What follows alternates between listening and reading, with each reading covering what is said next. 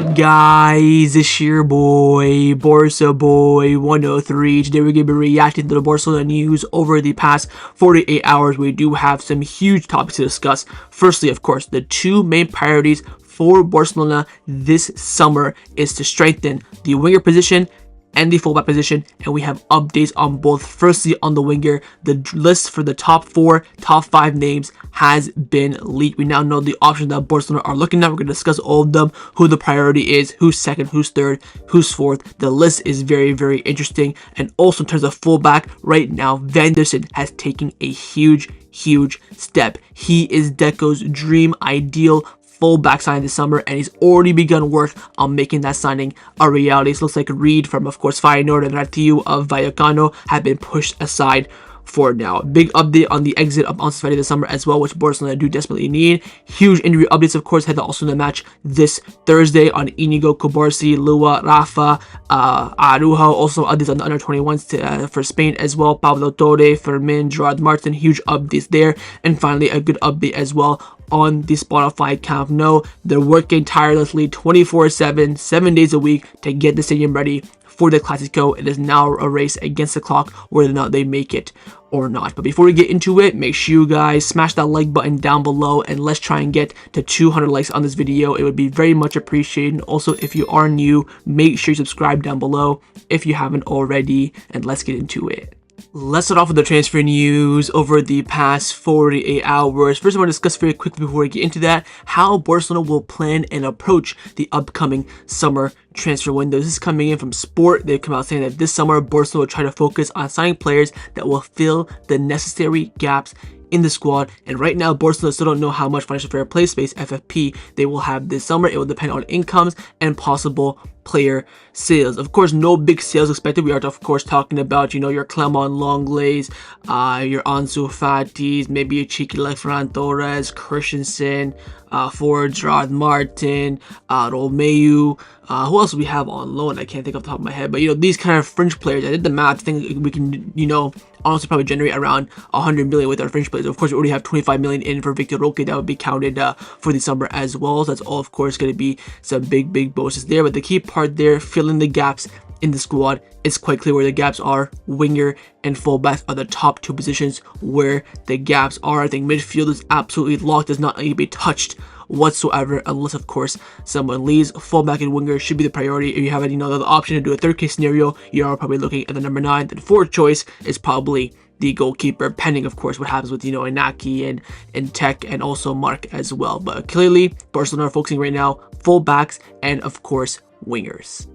Now, in regards to the left winger, there has been some big news that has come about in the past 24 hours, and that is the list. The top 4 to 5 options that Deco sees to come in to reinforce, strengthen the main priority for Barcelona this summer, and that is the left wing position. According to Mundo Deportivo, here is the list as follows in no particular order. Number 1, Luis Díaz, the one that Deco, the sporting director of Barcelona, likes the most. Rafael Leão is also on the list.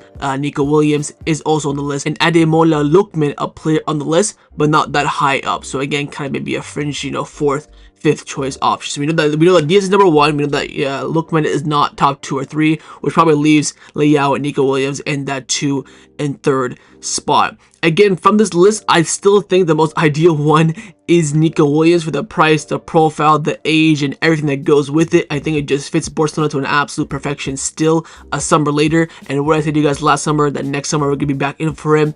Of course, though, as of right now, Luis Díaz is the number 1 choice. Rosalero of Mundo Deportivo came out saying that Luis Díaz, Liverpool's 28-year-old winger, is on Barcelona's wish list for improving the attack next season. It may be reported that the Colombian may wait for the club if Barcelona were to make a move for him next summer. Díaz now has 2 years left on his Liverpool contract and may be on the transfer list if Liverpool were to pursue a large signing. So in the event that Liverpool want to go something big, they're willing to sacrifice Luis Díaz. Relivo, I think it was Michaelico who also came out saying that signing Luis Díaz is the priority for Barcelona, and also Deco. The reason why Luis Díaz is seen above Nico Williams is because he can play in that false 9 striker position. That is it. That's the only differential between Luis Díaz and Nico Williams. Because what I said in the beginning, we need a fullback, we need a left winger, third option would be a striker. Luis Díaz here is kind of your two birds in one stone scenario. He'd be the left winger signing that we do need, but also can fill that number 9 role very well. He'd probably, if we do sign him, he wouldn't be signed as a starter. He'd definitely be, on the bench to start off with. And then if he comes off the bench, he can of course come on in the number 9 role, right, left, and you could even say the attacking midfield position as well. So we can have a jack of all trades. This is why he's favored. Also, Deco has some freaking weird obsession with him for quite some time now. And do not forget, before Diaz made that move from Porto to Liverpool, I think it was in 2021 or 2020, Barcelona, when we were broke as hell, had a bid rejected from Porto. I think Liverpool signed him for 40 and we bid 30. So when we were broke, we bid a lot of money for Luis Díaz at the time. This is of course before Deco came in, which shows how much Juan Laporta as well admires Luis Díaz. Now, so for more concrete reports, Fabrizio Romano has come out saying that Luis Díaz is one of the 3 or 4 names on the short list for Barcelona. Again, we were talking about those names: Diaz, Nico Williams, Leão, and Lookman. They have a good relationship with the people close to Luis Díaz, and Luis himself will be open to trying a new experience in space. This is saying that the interest is there, both parties open to it, is what we know as of now. Again, I have no issue with the profile of Luis Díaz. I get it, he's a bit on the older side, entering his prime. You probably can get maybe 3 years out of him, very much a short-term, medium-term signing. I can live with that. What I can't live is this damn freaking price that I'm seeing. 70 million. I was saying 50 a month ago, being like, alright, I can let that slide. 70. And this is why the big debate comes in, because if he's 70, at that point, you can pay 10 million less for the pure wing that we need in Nico Williams. Spanish, knows the league, very young as well, so he's very much a medium to long-term deal. He's friends with everyone in the squad, so integration would be a piss take easy. Knows the league already, so all he has to do is adapt to Champions League level, which again, he's been playing Europe with Bilbao recently, so again, that won't be too hard for him. It just screams, if Nico Williams can play the striker position, which I mean he can, but not really at a good level, he would be what you call perfection for Barcelona. The only reason why Deco sees Luis Díaz as a higher option is, of course, his ability to play center forward at the highest level consistently. So we've seen him do that with Liverpool and Colombia over the past few years as well. So it's quite a big feat there. And I don't know what Deco's obsession is with South American talents as well. So we'll see what happens. Again, the 4 names are on your screen: Diaz, Leão, Williams, Lookman. These are the 4 options. Also, very quickly on Ademola Lookman, Fernando Martinez from Deportivo came out saying that while Lookman is not a top priority for Barcelona's sporting department, he wants to leave Atalanta this summer, and his biggest dream would be to play for Barcelona. He could leave Atalanta for around 30 million euros. Barcelona's sporting department like his talent, but he's not the first or second choice on their list of wingers that they're interested in. So Barcelona like him, they like the profile. They'll wait and see what happens. Of course, they can't get Leão, Nico Williams, and Diaz. We may end up flying with Lookman. I think Lookman's okay. The fact that he used to play for Leicester and all these mid to low clubs is quite crazy, but over the past 2 years, you can't take away with what he's done with Atalanta. I think he's African Player of the Year last year as well. He's a great player. He's very one that will be on the cheap, around 30 million euros, what the price is being quoted for him right now, and could also provide that profile of staying on the bench and being okay with it to earn his spot as well. If we sign Williams or Diaz, they will be frustrated. Of course, they'll come starting off the bench for sure, no matter what. They'll provide that coverage competition. Once someone has a poor game or when someone has injured, that's when they can really get their chance. So we'll see. I still think for me, Nico Williams, 60 million looks like an absolute treat. The fact that Diaz is going to be, I think the worrying part for me is that if we negotiate and get the deal down for Diaz for around 60 million plus maybe 10 in variables, I think the club might pull the trigger on that, and that's what I'm afraid of. If both Diaz and Nico Williams are the same price, I feel like the club will still pick Diaz. Of course, if Diaz is cheaper, I think this would be a huge debate around the Barcelona fan base. You go for the experienced player that can play in both positions that's cheaper, or go for someone that's a bit, ready-made player that fits the bill, fits the squad more for a bit expensive. The fact that Luis Díaz is almost 10 to 15 million euros more expensive than Nico Williams for me, I think it's a shut-in case in terms of the argument. I don't know what Deco is doing. I don't know what he's twerking for. I know Nico Williams had a very poor first half of the season. Second half of the season, he's of course done very well. Imagine he wins the Europa League with Bilbao. His stock will be absolutely through the roof. Of course, it came in he had a release clause, so competition-wise for his signing, it'll come down to his personal preference. I think he'll definitely favor Barcelona over everyone. Of course, we're in from last summer. All his friends play for Barcelona as well. I don't think he'll pick your Bayern or your Arsenal over Barcelona. So let's see how things do turn out. Again, the winger list is clear now. It comes down to who fits the mold, who will Barcelona pursue, and how things will, turn out in a snowball effect during the summer. Now, of course, alongside left winger, the priority for Barcelona this summer will be to sign a fullback, and this, for me, in my opinion, is some positive news. We have been linked with Vanderson yet again. Now, I told you guys in the last video, we have Giovanni Reid of Feyenoord being tried at Barcelona, 18-year-old young talent, 4 to 5 million euros, can come in, of course, provide that youth, and also provide that coverage for Jules Koundé. And what did I say in that video? We need someone with a bit more oomph, a bit more experience. Vanderson, for me, fits the mold to pure perfection. Joaquin Pereira, #1 source in regards to Brazilian players in Barcelona. He absolutely never misses. He came out saying that Deco has always seen Vanderson as the ideal right back for Barcelona. He wanted to sign him in January 2022, but kept following his progress from a distance, and now as a sporting director, plans to pursue him this summer. Hansi Flick agrees the team needs an experienced right back with top-level European experience. Monaco already knows that Barcelona is interested, and over the past few months, Barcelona have started working behind the scenes to prepare for a possible move. Vanderson has been told about this as well, and he would be thrilled to join Barcelona. He's willing to do whatever it takes on his side. This, for me, is what I am talking about. This is the move that we need. An experienced fullback in Europe that can only have the trajectory to go up even further. I'm seeing reports saying that Barcelona feel like he can have the trajectory of Dani Alves. Let's not get, too far-fetched. The Brazilian, copycat can be easy to manipulate. Of course, I'm only judging this based on what I've seen from Vanderson. What I've seen is he played Barcelona, I think, once or twice in the Joan Gamper and in the Champions League. I've seen him play. I've seen some competition as well. In the 2 games he played against Barcelona this season, Joan Gamper, friendly, let's keep that in mind. Champions League, first game of the Champions League season, he was fantastic. And the thing that I love about Vanderson as well, can play on both sides, right back and left back, preferably a right back, but can do a job at left back as well, which also provides coverage for Balde as well. Because what happened with Balde last season, he lost some competition. Cancelo took a spot, couldn't stay at right back. Of course, Balde got injured after that. I think the team would have been much more balanced last season. We had Cancelo at right back, Balde at left back, and Koundé at center back, which of course we did have for the first 2 months of the season, but injuries and form forced us to go with Koundé at right back, Cancelo at left back, and then of course the center backs. Of course, that came brought in Cubarsi, so again, we'll take the W's as we can. But for me, Vanderson is absolutely huge. Now, Sport also came out saying that Barcelona is interested in signing a right back for the summer to compete with Koundé, and that Flick doesn't see Hector Fort ready to get more minutes to rest Koundé. That, of course, does suck. I do rate Fort. I think he's probably one of the best fullbacks I've seen come through out of Barcelona. Xavi, of course, rated him very, very well, but it's quite clear this season that Flick does not rate him. Of course, Flick favored him over Alex Vai, but still does not see him as quite a high player to, get more minutes off Koundé than he has this season. Keep in mind, Fort has played, 3 or 4 games, started 3 or 4 games this season. 3 of them have been because Jules Koundé was late for training. So, I mean, one of them only was for rotation. So you can tell the level of that. So this for me would be huge. I'm thinking of a price of around 30 million euros, 30 million for Vanderson, 60 million for your left winger, 100 million. You can make sales as well, bring that down to about 50 million net. That for me is the perfect summer. Of course, keeping your players as well. Rafa new contract, Koundé new contract, De Jong new contract. This for me is what screams the perfect summer of 2025 for Barcelona. All down now to execution. I think Vanderson is the best option out there for Barcelona that is, of course, realistic. I do favor him over Reid, a Feyenoord. I favor him over Ratiu of Rayo Vallecano as well. This for me would be a fantastic move by Deco. I do hope he can pull it off. So we'll see how things do turn out. But right now, it looks like Vanderson is not only the top right back option for Barcelona this summer, but also the top fullback period option for Barcelona. And advancements are already being made to sign him this summer.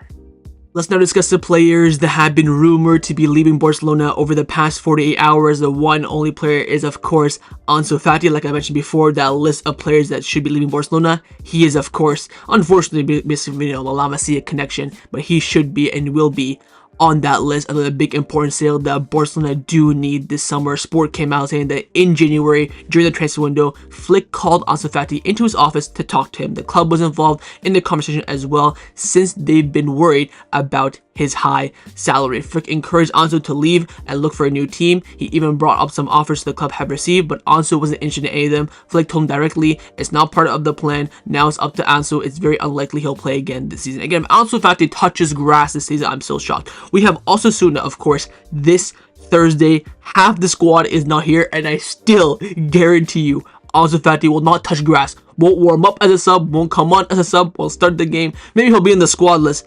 I don't think he'll touch grass. I don't know what's happening. We don't know, of course, the behind the scenes. Maybe this will come out in the future when Flick leaves Barcelona or Ansu Fati retires. Although the details right now we don't know. We know that Ansu Fati is not training hard enough and good enough to be even considered as an option for Flick. Of course, the injury is the main concern. Now, keep in mind as well, Ansu Fati will be a huge sale for Barcelona. Why?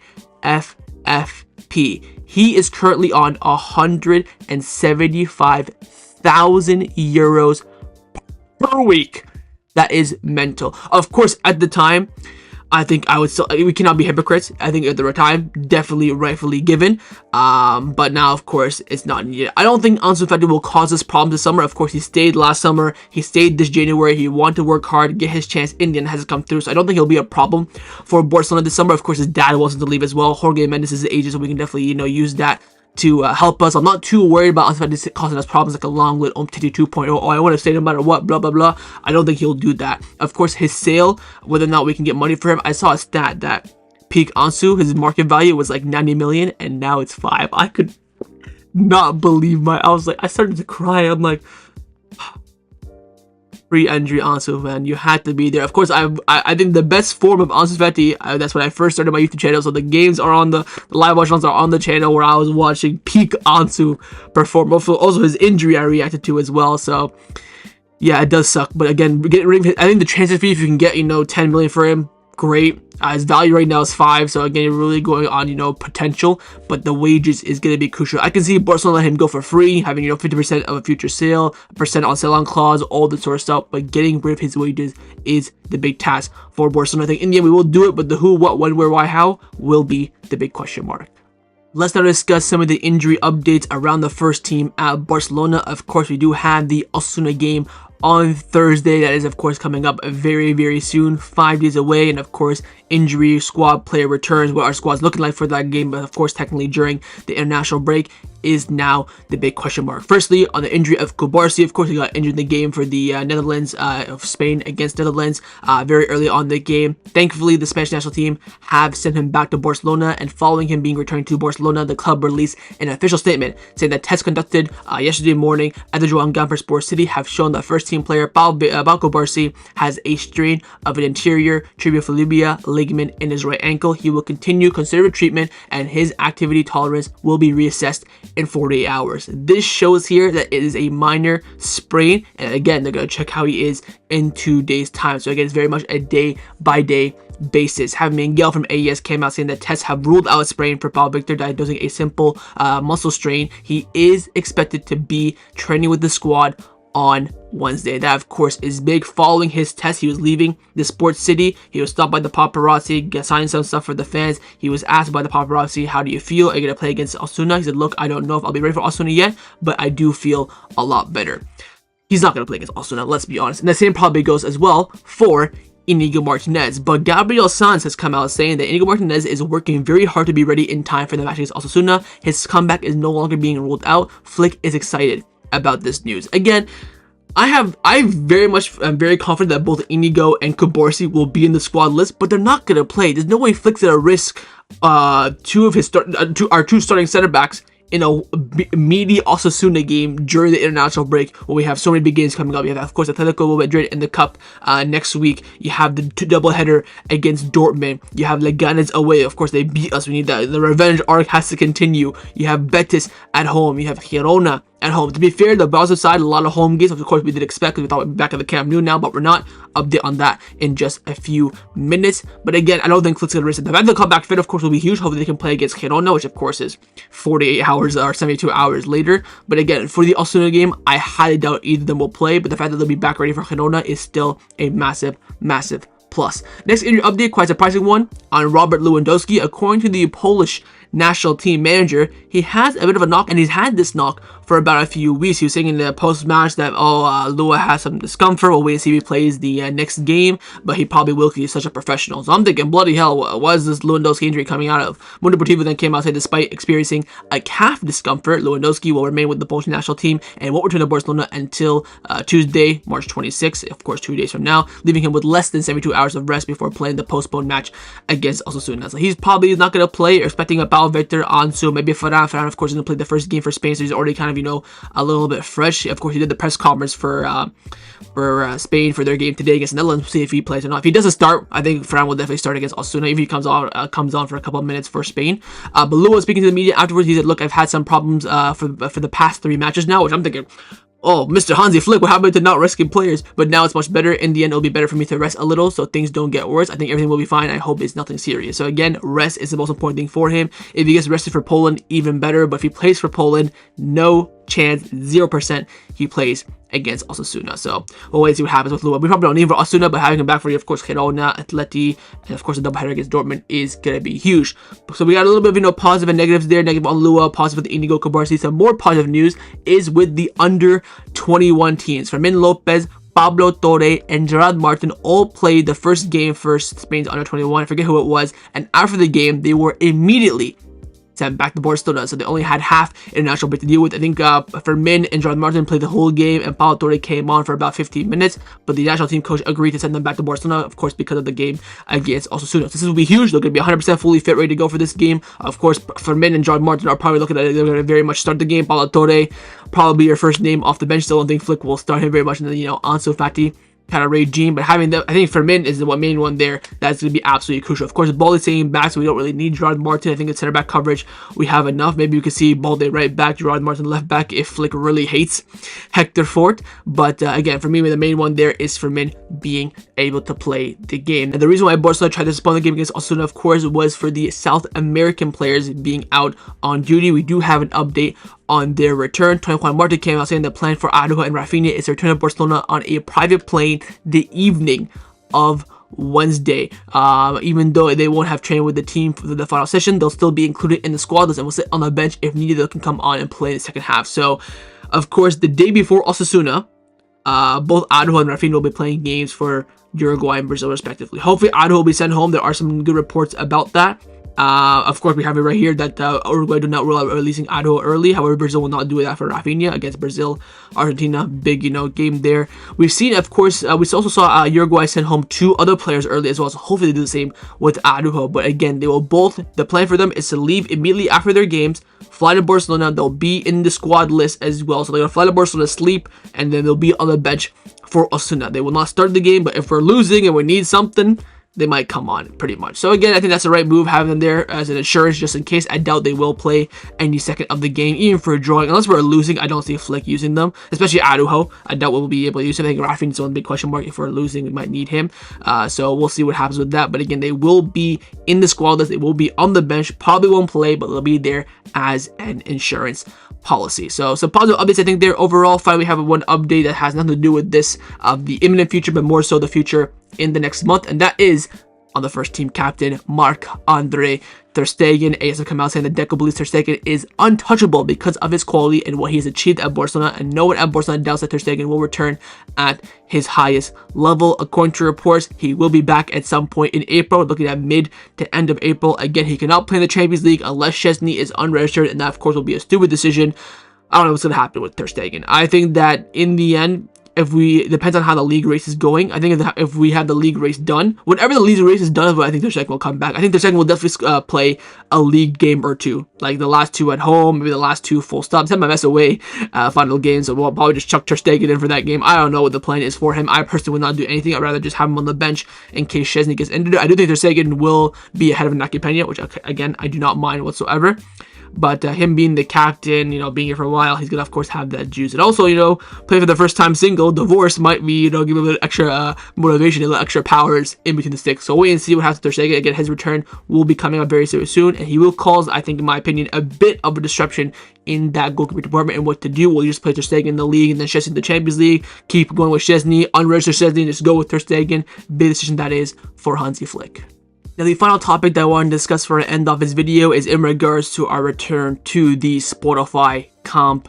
Now we have some updates on the situation when Deportivo came out saying that Barcelona had been granted permission by the Barcelona City Council to operate 24/7 Tuesday to Friday from March 25th to April 7th inside and outside Spotify Camp Nou using equipment as part of the stadium remodeling works. If things go well, there's no complaints, they may be able to extend that, but again, Barcelona racing to get the stadium ready for May. Also, Relief have come out saying the current plans to finish laying out the grass at the new Camp Nou during mid-April. 3,000 workers continue to work tirelessly day in, day out to get the stadium ready.